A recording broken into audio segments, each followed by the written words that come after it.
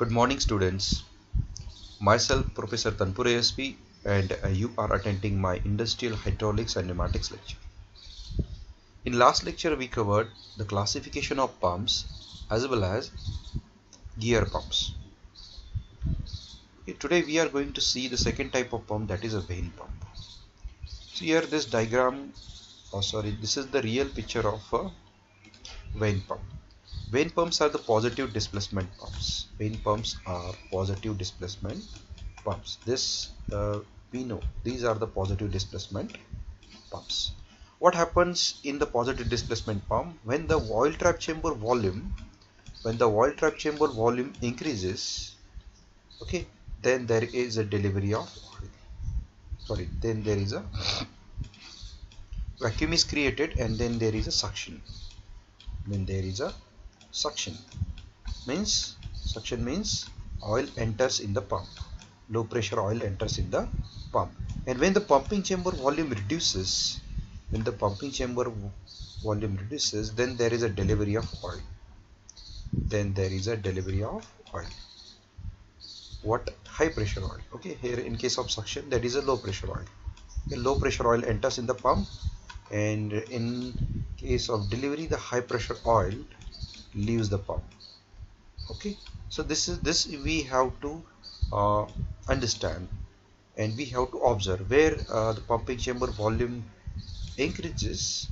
In that case, there is a suction, and where the pumping chamber volume reduces, then the oil is forced out through the delivery port, and there is a delivery of oil.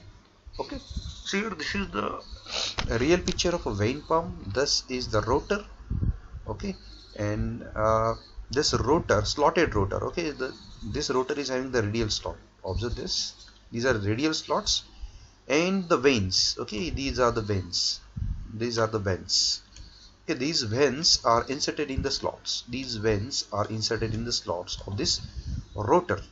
Okay, and this rotor is a drive rotor because it is connected to drive shaft, and it is surrounded by this cambering. Okay, this is the cambering. Okay, this vanes is in contact with this cambering, and here different oil trap chambers are formed between this rotor and this cambering. Observe this. This is the oil trap chamber. This is oil trap chamber.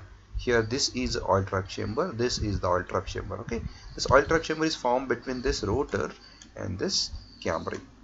Okay, so this is the vane pump. Let's see in details about this vane pump. Types of vane pump. There are three types of vane pump: unbalanced vane pump, balanced vane pump, and variable displacement vane pump. Unbalanced vane pump. Why this pump is called as unbalanced vane pump? Because in this unbalanced vane pump, the unbalanced forces are acting on the drive shaft. Therefore, this is called as unbalanced vane pump. Suppose this is the drive shaft. Okay, and on this drive shaft, the unbalanced forces are acting. So from this side, there is a low pressure, and from this side there is a high pressure. Okay, so these are the unbalanced forces acting on this drive shaft. Therefore, this pump is called as unbalanced vane pump. Balanced vane pump. In case of balanced vane pump, whatever these unbalanced forces, these are neutral by providing two inlets and two outlet ports. Okay, from this side there is a low pressure, and from this side there is also low pressure. But here observe, here the magnitude of both the forces, both the pressures are equal but opposite in directions. Therefore, they get neutral. Okay, again from this side there is a high pressure in this direction, and again there is a high pressure in this direction. Okay, so here both these forces are having the equal magnitude but opposite directions. Therefore, they get neutral. Here. So both the forces, low force, we can say a force or a pressure. Okay, so these forces are get neutral. This low get neutral, this high get neutral. Therefore, this is completely balanced. variable displacement vane pump. Variable displacement vane pump, it means that whatever the discharge of that pump is variable. We can vary the discharge. Whatever the discharge Q is there, we can vary. So, okay. So how to draw the symbol of this variable displacement vane pump? This is the symbol. Okay, variable displacement. When the word comes variable displacement, what we have to do, what we have to draw, we have to draw this arrow. Okay, cross the casing. So this arrow means it is a variable displacement pump. Let's see the construction of this unbalanced vane pump. Okay, so it consists of a cylindrical rotor. This is the cylindrical rotor. Here, this one. Okay, you can see this is a 3D diagram of a cylindrical rotor. It consists of cylindrical rotor having radially created slots. So here these are the slots along the radius, therefore called as radially created slots. What is the purpose of these slots? In order to insert this vane. This is the vane and this vane is inserted in this slots. Okay. So here this is the cylindrical rotor and these are the radial vanes, and in this vanes in this slots the vanes are inserted. And here this is the drive shaft. What is this? This is a drive shaft. This is the drive shaft. This rotor is connected with the drive shaft. Therefore this rotor is called as a drive rotor. Okay. So this one is a slotted rotor. Second, this slotted rotor is surrounded by a cam-ring. Okay, this is the green color, this is the cam-ring. What is the shape of this cam-ring? Observe here, it is a circular cam-ring. It is a circular cam-ring. Okay, so circular cam-ring. Second here this. Third, the third, these are the vents inserted inside this, and all this are surrounded by a casing. So here all this surrounded by the casing, and it consists of two ports. One is inlet port and another one is a outlet port. Okay, one is inlet port and another one is a outlet port. This is inlet port, this is outlet port. Okay, we can call it as a suction port and we can call this as a delivery port. Okay, so this is the simple construction of the vane pump. And here at the bottom side of this vane, it may consist of spring or hydraulic oil. What is the purpose of this spring? The purpose of spring is to maintain the contact of this vane with this cam-ring. Okay, this vane with the cam-ring, this vane with the cam-ring. Okay, so this is the purpose of this spring. तो क्या होता है कि यहाँ पे जो ये when है, यहाँ पे इस तरह से वहाँ स्लाइड होता है, ये इस तरह से ये okay towards the cam-ring and away from the cam-ring, okay, or toward the center, away from the center, toward the center, away from the center. इस तरह से ये स्लाइड होता है और ये जो cam-ring है एंड ये वेन है, इसमें कॉन्टैक्ट रहता है यहाँ पे. तो this contact is maintain by a spring. ये स्प्रिंग प्रेशर से मेंटेन होता है या फिर कुछ केस में यहाँ पे हाइड्रोलिक ऑयल रहता है. ओके, उस हाइड्रोलिक ऑयल के वजह से क्या होता है कि इसमें कांटेक्ट रहता है. और देखो यहाँ पे ऑयल ट्रैप चेम्बर फॉर्म हुए हैं. हमारा पर्पस क्या है भाई, यहाँ पे ऑयल ट्रैप चेम्बर को आइडेंटिफाई करना. तो ऑयल ट्रैप चेम्बर किसके बिटवीन फॉर्म हुआ है? ये जो स्लॉटेड रोटर है, ये देखो ये slotted rotor this one and this cam ring, ये पूरा जो है इस तरह का. ओके, ये जो वेज शेप जो है इस तरह का, ये क्या हुआ है, ये ऑयल ट्रैप चेम्बर फॉर्म हुआ है. देखो ये ऑयल ट्रैप चेम्बर, और यहाँ पे ऑयल ट्रैप चेम्बर के वॉल्यूम डिफरेंट है. यहाँ पे देखो ये ऑयल ट्रैप चेम्बर का वॉल्यूम, ये ऑयल ट्रैप चेम्बर का वॉल्यूम, ये ऑयल ट्रैप, मतलब यहाँ से ऑयल ट्रैप चेम्बर का वॉल्यूम इंक्रीज हो रहा है और बाद में वो डिक्रीज हो रहा है. ओके, तो इस तरह से ऑयल ट्रैप चेम्बर का वॉल्यूम इंक्रीज होना चाहिए, डिक्रीज होना चाहिए, इंक्रीज होना चाहिए, डिक्रीज होना चाहिए. अगर ऐसा होता है तो ही वो पंप वर्क करता है, तो ही पंप का सक्शन होता है, तो ही डिलीवरी होता है. मतलब वो पंप क्या करता है, काम करता है. अगर ऑयल ट्रैप चेम्बर, सभी ऑयल ट्रैप चेम्बर का वॉल्यूम सेम है तो वहाँ वो पंप वर्क नहीं करेगा, उसका डिस्चार्ज क्या होगा, जीरो होगा. Let's see the working of this pump. Okay, so when we start electric motor, this shaft starts rotating this drive shaft's rotating, as this drive shaft rotates, this rotor also starts rotating. This rotor also starts rotating. So here observe this. This is the direction of rotation of the rotor.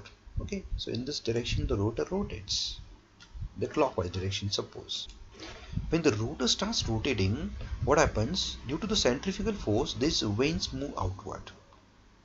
Vanes move outward and touch the camber, and different oil trap chambers are formed. So what happens when the rotor starts rotating? When the rotor starts rotating, vanes move outward due to the centrifugal force and touch to the camber. तो यहाँ पे क्या होता है, ये rotor जब rotate होना शुरू होता है तब ये जो वेंस है वो सेंट्रीफ्यूगल फोर्स के वजह से क्या होते हैं, वो it moves outward away from the centre of the rotor, and ये कैमरिंग को यहाँ पे क्या होते हैं, टच होते हैं, एंड उसके वजह से क्या होता है, ये डिफरेंट ऑयल ट्रैप चेम्बर यहाँ पे क्या होता है, फॉर्म होता है. ओके, तो यहाँ पे एक बात मैं बोलना भूल गया, यहाँ पे जो इसेंट्रिसिटी है, ये जो कैमरिंग है, देखो ये इस तरह से कैमरिंग है. ओके, और ये जो रूट देखो, ये कैमरिंग का ये सेंटर है और उस कैमरिंग के अंदर ये रोटर है. तो रोटर जो है इस तरह से, ये रोटर है और ये रोटर का सेंटर है. मतलब क्या कि ये जो दोनों है, इनका जो माउंटिंग है वो इसेंट्रिक माउंटिंग है. देखो ये जो दोनों का सेंटर है उसमें ऑफसेट है, तो इस तरह इतना इसेंट्रिसिटी उसमें है. तो ये बात आपको ध्यान में रखनी है कि in case of unbalanced when pump, the rotor and cambering are eccentrically mounted. तो eccentrically mounting के वजह से ये जो डिफरेंट ऑयल ट्रैप चेम्बर्स है वो फॉर्म हो रहे हैं. अगर इनका जो ये है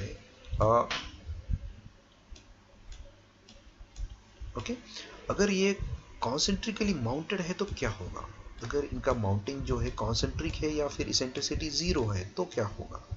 अगर इन केस में इसेंट्रिसिटी जीरो है तो क्या होगा. देखो ये इस तरह से ये वेंस है, ये वेंस इस तरह से है.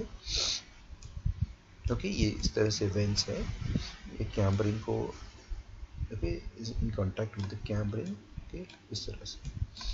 तो अगर इस तरह से इसेंट्रिसिटी जीरो है तो क्या होगा. ऑयल ट्रैप चेम्बर आप ऑब्जर्व करो, ऑयल ट्रैप चेम्बर सबका वॉल्यूम क्या होगा, सेम होगा. ये ऑयल ट्रैप चेम्बर का वॉल्यूम, ये ऑयल ट्रैप चेम्बर का वॉल्यूम, ये ऑयल ट्रैप चेम्बर का वॉल्यूम, ये ऑयल ट्रैप चेम्बर का वॉल्यूम, सबका वॉल्यूम जो है सेम होगा. अगर ऐसा है तो ये पंप काम नहीं करेगा. इस केस में उसका जो डिस्चार्ज है वो कितना होगा, जीरो होगा. ओके, तो in order to operate this pump, what they have done, they have done their mounting eccentrically, or here the rotor and the cambering mounted eccentrically in order to have the different volume oil trap chambers. Okay, तो ये rotor rotate होना start हुआ और ये veins जो है it moves outward and इस तरह से ये ऑयल ट्रैप चेम्बर फॉर्म हो गए. तो आप ये इसका डायरेक्शन ऑफ रोटेशन कंसिडर कीजिए और यहाँ पे देखिए, ये ऑयल ट्रैप चेम्बर देखिए, ये ऑयल ट्रैप चेम्बर, ये ऑयल ट्रैप चेम्बर. यहाँ पे क्या हो रहा है, ऑयल ट्रैप चेम्बर का वॉल्यूम क्या हो रहा है, इंक्रीज हो रहा है. So in this case oil trap chamber का वॉल्यूम क्या हो रहा है, इंक्रीज हो रहा है. अगर ऐसा होता है तो वहाँ उस साइड में क्या होना चाहिए, सक्शन. तो यहाँ पे क्या होता है, सक्शन होता है, मतलब यहाँ पे वैक्यूम क्रिएट होता है और जो रिजर्वायर में ऑयल होता है उसका जो प्रेशर होता है उस ऑयल पे वो एटमॉस्फेरिक प्रेशर होता है. कौन सा प्रेशर होता है, एटमॉस्फेरिक. तो ओके, तो यहाँ पे एटमॉस्फेरिक प्रेशर होता है और यहाँ पे जो प्रेशर तैयार होता है वो वैक्यूम प्रेशर होता है. कौन सा, वैक्यूम. ओके, तो ये जो प्रेशर डिफरेंस है, यहाँ पे देखो इस तरह से पंप है. ओके, तो यहाँ पे जो है, जो एटमॉस्फेरिक प्रेशर है और यहाँ पे जो है वो वैक्यूम प्रेशर है. तो ये प्रेशर डिफरेंस की वजह से ऑयल लिफ्ट होता है और पंप में क्या होता है, एंटर होता है. ओके, तो यहाँ पे जो है due to the vacuum the suction is created. Okay, so oil start entering into the pump. Oil जो है पंप में एंटर होता है और इट इज गेट ट्रैप्ड, और वो यहाँ पे ट्रैप होता है, ये ऑयल ट्रैप चेम्बर में ट्रैप होता है. Okay, and this rotor is rotating, therefore this oil trap chamber is carried along the circumference of casing. तो ये ऑयल ट्रैप चेम्बर यहाँ पे है, बाद में वो यहाँ पे जाएगा. ओके, तो बाद में ये ऑयल ट्रैप चेम्बर यहाँ पे आएगा और ये ऑयल ट्रैप चेम्बर यहाँ पे आएगा. तो यहाँ पे क्या हो रहा है, ऑयल ट्रैप चेम्बर का वॉल्यूम जो है वो रिड्यूस हो रहा है. सो यहाँ पे क्या हो रहा है, oil trap chamber volume reduces और उस केस में क्या होता है कि ऑयल प्रेशराइज होता है। ऑयल क्या होता है, प्रेशराइज होता है, क्योंकि क्या होता है कि ऑयल पे ये जो रोटर एंड कैमरिंग जो है वो क्या करते हैं, फोर्स एग्जर्ट करते हैं, उस वजह से इसमें प्रेशर एक्ट होता है, प्रेशर क्रिएट होता है and it will forced out. What is the word use, it is forced out through the delivery port. वो विद फोर्स वो डिलीवरी पोर्ट से क्या होता है, बाहर होता है। Okay, when the volume of oil trap chamber reduces, oil is forced out. यहाँ हमको क्या बोलना है, यहाँ पे oil is forced out to the delivery port और द आउटलेट पोर्ट। ओके, तो इस तरह से इसका क्या होता है, इसका काम चलता है। ओके, और ये ऑयल ट्रैप चैम्बर जो है, ये दोनों देखो, इस यहाँ का ऑयल यहाँ पे और यहाँ का ऑयल यहाँ पे, ये नहीं होता है, मतलब there is a no leakage, इसमें लीकेज नहीं होता है, क्योंकि ये जो वेन है और कैमरिंग है, इसमें यहाँ पे कांटेक्ट होता है, इसके वजह से there is a perfect sealing between the oil trap chambers. Okay, यहाँ पे एक लिंक दिया है at the bottom to this link will drive us to the animation of this unbalanced vane pump. Animation of this, let's play animation of this unbalanced vane pump.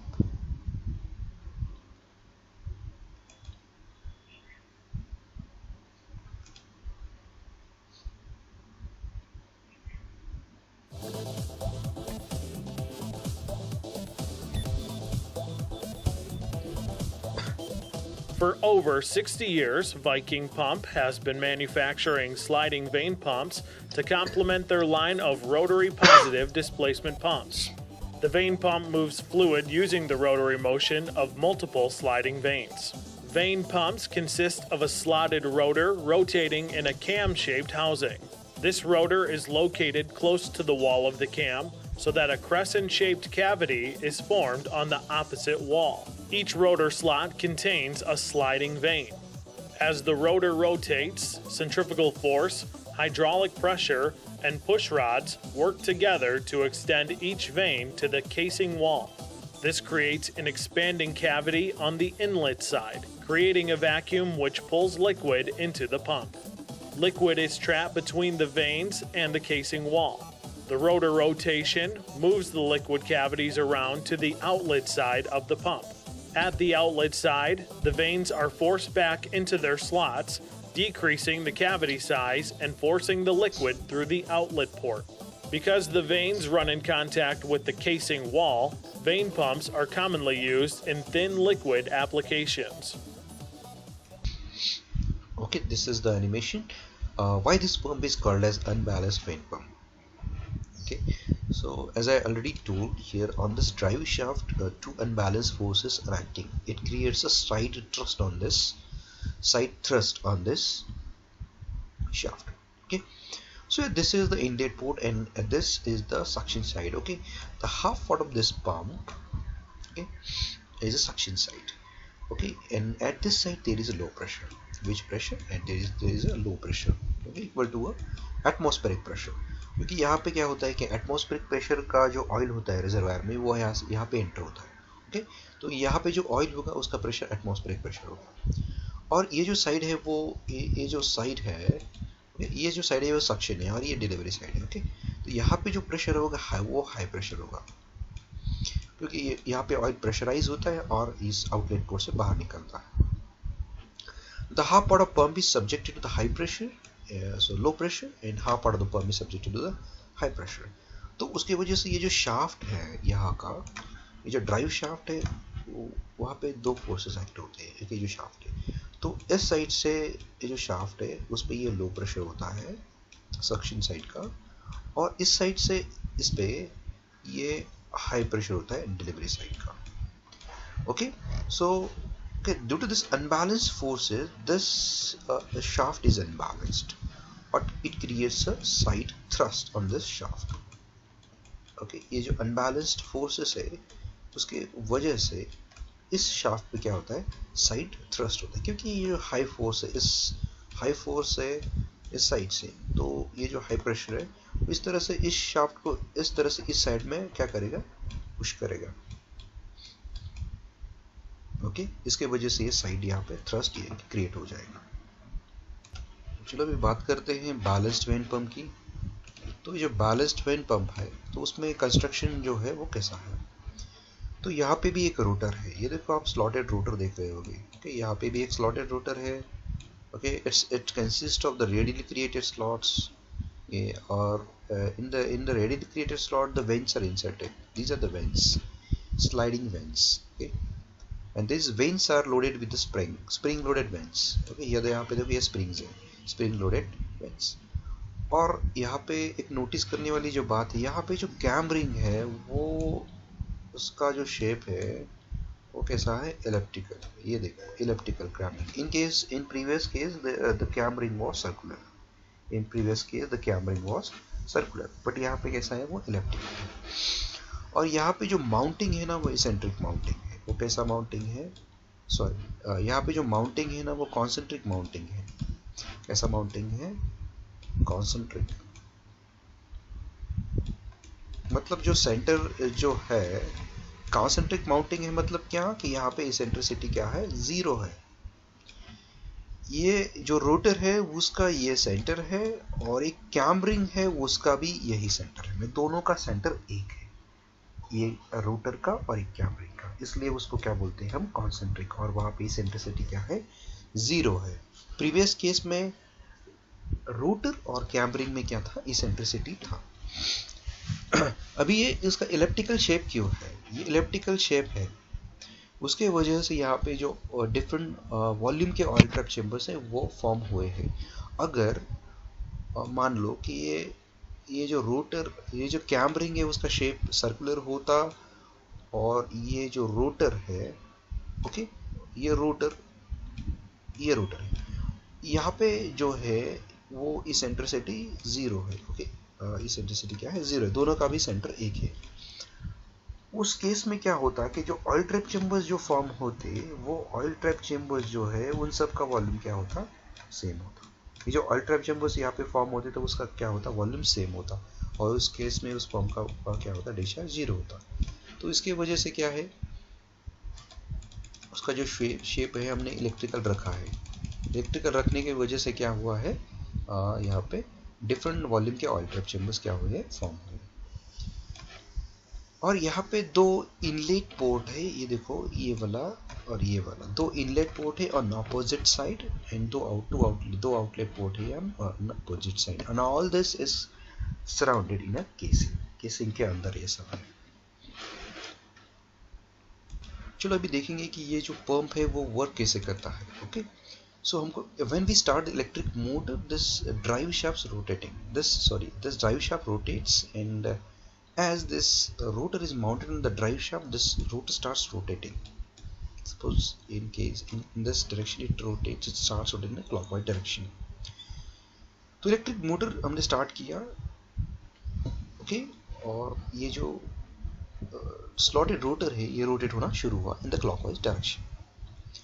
So when the rotor starts rotating, what happens, these vanes move outward due to the centrifugal force. जब हम ये rotor rotate होना शुरू होता है तब क्या होता है, सेंट्रीफ्यूगल फोर्स की वजह से ये जो वेंस है इट मूव आउटवर्ड. इस तरह से बाहर की तरफ क्या होते हैं, मूव होते हैं, स्लाइड होते हैं. And okay, and touch to the cam ring. इस तरह से बाहर मूव होते हैं और कैम रिंग को क्या होते हैं, टच होते हैं. और and then different oil trap chambers are formed between this rotor and this cam ring. ये देखो different oil trap chambers यहाँ पे form हुए, and this contact is maintained. ये जो cam ring and वेन के between जो contact है वो maintain रहता है. कौन maintain करता है उसको, ये जो spring है ना, ये spring maintain करता है उसको. spring pressure के वजह से इनके between में contact जो है वो maintain रहता है. This spring holds this vein, okay, with this cam ring, or this spring maintains the contact between this vein and cam ring. Simply ये हम बोल सकते हैं. तो यहाँ पे देखो, यहाँ पे ये ऑयल ट्रैप चेम्बर, ये ऑयल ट्रैप चेम्बर, ये ऑयल ट्रैप चेम्बर, ये ऑयल ट्रैप चेम्बर. तो यहाँ पे जो वॉल्यूम है वो वॉल्यूम क्या हो रहा है, ऑयल ट्रैप चेम्बर का इंक्रीज हो रहा है. तो यहाँ पे क्या होना चाहिए, सक्शन होना चाहिए. यहाँ पे जो है वो वैक्यूम प्रेशर क्रिएट होता है, और वैक्यूम प्रेशर की वजह से जो ऑयल है वो इसमें पंप में आता है, और it get trapped in the oil trap chamber. इस तरह से वो ट्रैप होता है और वो आगे कैरी होता है, एंड इट इज कैरीड. इस तरह से कैरी होता है. यहाँ पे देखो और यहाँ पे देखो ऑयल ट्रैप चेम्बर का जो वॉल्यूम है वो कम हुआ है। इन this case oil trap chamber volume reduces. Oil trap chamber का वॉल्यूम क्या रिड्यूस हुआ है, तो यहाँ पे क्या होता है, ऑयल जो है प्रेशराइज होता है। Oil is get pressurized and it is forced out to the outlet port, और इस तरह से इस आउटलेट पोर्ट से वो बाहर जाता है। और फिर देखो यहाँ पे क्या हुआ है, ऑयल ट्रैप चेम्बर का वॉल्यूम जो है वो यहाँ पे इंक्रीज हुआ है, और उसकी वजह से वहाँ पे वैक्यूम क्रिएट होता है और ऑयल अंदर आता है। ऑयल अंदर आता है और इस ऑयल ट्रैप चेम्बर में ट्रैप होता है, इट इज कैरिड, इस तरह से कैरी होता है। ओके, और अगेन यहाँ पे ऑयल ट्रैप चेम्बर का वॉल्यूम जो है वो रिड्यूस हुआ है। अगर ऑयल ट्रैप चेम्बर का वॉल्यूम रिड्यूस हुआ है तो यहाँ पे क्या होता है, ऑयल जो है प्रेशराइज होता है और यहाँ पे क्या होता है, डिलीवरी होता है। ओके, इस तरह से ये पंप जो है काम करता है। अभी इसको बैलेंस्ड क्यों बोला है, बैलेंस क्यों बोला है, क्योंकि यहाँ पे जो ये जो शाफ्ट है, ड्राइव शाफ्ट, ये जो ड्राइव शाफ्ट है उस पे जो फोर्सेस एक्ट होते हैं वो बैलेंस्ड फोर्सेस एक्ट होते हैं। ओके, तो इस तरह से ये जो इस साइड से ये लो प्रेशर लो फोर्स है या लो प्रेशर है, इस तरह से ये लो प्रेशर इस साइड से एक्ट होता है और इस तरह। ओके, सो ये जो साइड है इसमें लो प्रेशर इनलेट पोर्ट्स है, लो प्रेशर, इस तरह से यहाँ पे भी इनलेट प्रेशर है तो लो इनलेट पोर्ट है तो यहाँ से लो प्रेशर, और यहाँ पे आउटलेट पोर्ट है तो यहाँ पे हाई प्रेशर क्योंकि आपको पता है कि सक्शन साइड को लो प्रेशर होता है और डिलीवरी साइड को हाई प्रेशर होता है। तो यहाँ पे देखो ये जो पूरा बैलेंस हो गया, ये जो शाफ्ट है, this shaft is get balanced, whatever the unbalanced forces are acting on the shaft that are get neutral। तो ये और ये दोनों लो प्रेशर है, लो फोर्स है, इनका मैग्नीट्यूड सेम है लेकिन अपोजिट डायरेक्शन है, तो इसके वजह से ये क्या हो गए, न्यूट्रल हो गए। क्या हो गए, न्यूट्रल हो गए। तो इस तरह से ये जो हाई प्रेशर है, ये दोनों इनका मैग्नीट्यूड सेम है बट अपोजिट डायरेक्शन से, तो ये दोनों फोर्सेस क्या हो गए, न्यूट्रल। तो इस तरह से ये जो शाफ्ट है वो क्या हो गया, बैलेंस हो गया। तो let's talk about the next type of pump, that is a variable displacement vane pump. Variable displacement vane pump मतलब क्या होता है कि ये जो इस पंप का जो डिस्चार्ज होता है वो वैरी होता है। ओके, मतलब ओके, तो इसका डिस्चार्ज हम क्या कर सकते हैं, वैरी कर सकते हैं। जो प्रीवियस हमने दो पंप देखे हैं उसमें जो डिस्चार्ज होता है वो कांस्टेंट होता है, लेकिन यहाँ पे हम जो डिस्चार्ज है वो वैरी कर सकते हैं। अभी वैरी कैसे करना है, तो पहले हम इसका कंस्ट्रक्शन देखेंगे। यहाँ पे एक स्लॉटेड रोटर होता है, ये देखो ये स्लॉटेड रोटर है। ओके, जिसमें ये वेंस होते हैं, स्लाइडिंग वेंस बोलते हैं हम उसको, और it is surrounded by this cam ring. यहाँ पे कैमरिंग कैसा है, सर्कुलर है। ओके तो यहाँ पे एक स्क्रू एडजस्टमेंट है, ये जो कैमरिंग है उसको एडजस्ट करने के लिए एक स्क्रू है, स्क्रू का अरेंजमेंट है। ओके, तो यहाँ पे देखो ये जो यहाँ पे इस तरह से एक कैमरिंग है, ये कैमरिंग का ये जो सेंटर है, और इस तरह से ये रोटर है। ओके, और ये रोटर का सेंटर है, और दोनों के बिटवीन में ये जो सेंटर टू सेंटर डिस्टेंस है उसको क्या बोलते हैं हम, इसेंट्रिसिटी बोलते हैं। अगर हम ये इसेंट्रिसिटी को वैरी करेंगे तो अकॉर्डिंगली पंपिंग चेम्बर का जो वॉल्यूम है वो कम ज़्यादा होगा, और वो पंप का डिस्चार्ज भी उस तरह से कम ज़्यादा होगा। ओके, अगर ये कैमरिंग हम इस तरह से इस डायरेक्शन में अगर कैमरिंग को मूव करते हैं, when we move this cam ring in this direction, तो इसेंट्रिसिटी जो है वो क्या होगा, सॉरी देखो अगर ये जो कैमरिंग है उसको हम इस डायरेक्शन में मूव करते हैं टुवर्ड लेफ्ट साइड, ये जो स्क्रू है इस तरह से हम ये एंटी क्लॉकवाइज रोटेट करेंगे इसको, और ये स्क्रू एडजस्टमेंट स्क्रू को अगर हम एंटी क्लॉकवाइज रोटेट करेंगे तो ये जो कैमरिंग है इस डायरेक्शन में मूव होगा। तो ये जो कैमरिंग है it moves towards left side, what happens with eccentricity, eccentricity इसका कम होगा या ज़्यादा होगा, देखो।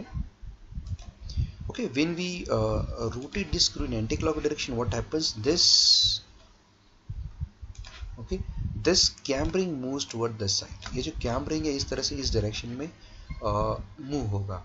उसकी वजह से क्या होगा, यहाँ पे देखो ये सेंटर का जो डिस्टेंस है रोटर और कैमरिंग का वो कम होगा या ज़्यादा होगा, ये हमको ऑब्जर्व करना है। सो ये जो है this is the centre of rotor, ये जो सेंटर रोटर का सेंटर है, और ये जो है वो कैमरिंग का सेंटर है। ये किसका सेंटर है, कैमरिंग। तो अगर हम ये कैमरिंग इस तरह से लेफ्ट डायरेक्शन में इसको मूव करेंगे तो क्या होगा, मतलब ये जो दोनों का सेंटर डिस्टेंस कम होगा या ज़्यादा होगा? ओके, ये जो दोनों में सेंटर डिस्टेंस है, ओके, इस तरह से तो देखो यहाँ पे जो है ये जो सेंटर है ये रोटर का है और कैमरिंग का, ओके।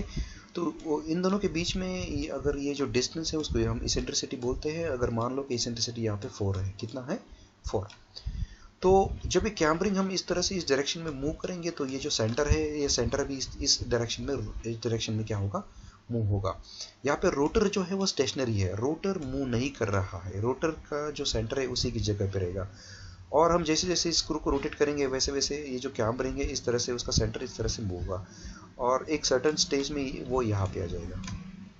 तो जो इसेंट्रिसिटी है वो कम होगा। इसेंट्रिसिटी जो है अभी वो इसेंट्रिसिटी हो गया 2, कितना हो गया 2, ओके।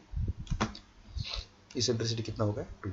तो इस केस में अगर फ्लो रेट हमारा, इस केस में अगर फ्लो रेट 20 है, इस केस में कितना है फ्लो रेट 20 है, तो यहाँ पे फ्लो रेट कम होने वाला है। यहाँ पे फ्लो रेट क्या होने वाला है, यहाँ पे फ्लो रेट कम होने वाला है 10। जैसे जैसे इसेंट्रिसिटी कम होता है वैसे वैसे फ्लो रेट क्या हो जाता है, कम हो जाता है। और अगर हम उसको स्क्रू को रोटेट करते रहेंगे तो एक स्टेज ऐसा आएगा कि ये इसेंट्रिसिटी 0 होगा। मतलब ये जो सेंटर है ये रोटर का सेंटर और ये जो कैम रिंग है उसका सेंटर दोनों एक हो जाएंगे। मतलब यहाँ पे इसेंट्रिसिटी क्या होगा, 0 होगा।